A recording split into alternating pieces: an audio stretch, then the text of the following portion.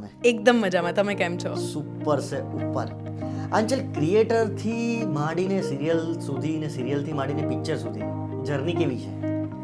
બહુ જ અઘરી, હાર્ડવર્કિંગ, પણ કહેવાય ને બહુ જ સુંદર. અઘરું તો બધું જ હોય, પણ એની સાથે બહુ જ સુંદર રહી છે એ આખી જર્ની. કારણ કે એક્ટર તો નાનપણથી જ દિલમાં હતો, બીજું બધું તો કહેવાય ને ખાલી રસ્તામાં આવતી વસ્તુઓ હતી, પણ બહુ જ મજા આવે છે.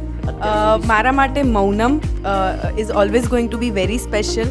રીઝન બિંગ કે બહુ જ અલગ કેરેક્ટર હતું. એના સિવાય મેં હમણાં એક એનઆરઆઈ દુલ્હન કરી, બીજી બી એક બે જે છે નટવર ઉર્ફે એનટીઆર, બીજી ઘણી, પણ મૌનમ મારા માટે હંમેશા સ્પેશિયલ રહેશે. કેરેક્ટર બહુ અલગ હતું. બાકી તો કેવું, બધી ફિલ્મ્સમાં મને એકદમ બબલી બોલકણી છોકરી બતાવી જ છે, પણ મૌનમ એક એવી ફિલ્મ હતી કે જેમાં હું આખી ફિલ્મમાં બોલી નથી શકતી, જેમાં હું ગૂંગી છું. એટલે મારા માટે પર્સનલી એ કેરેક્ટર અને એની પાછળની મહેનત બહુ જ સ્પેશિયલ આંચલ, રહેશે. રિયલ લાઈફમાં કેટલી બોલકી છે? બહુ જ.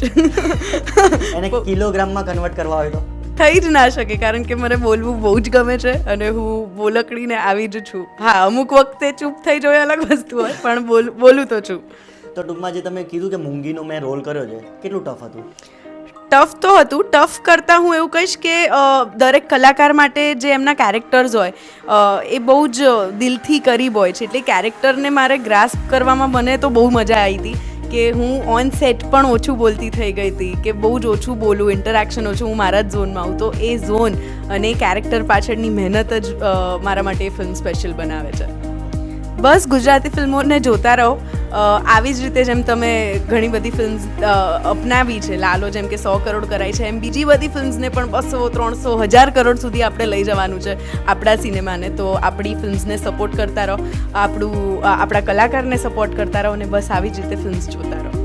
Thank you Gujarati સિનેબસ.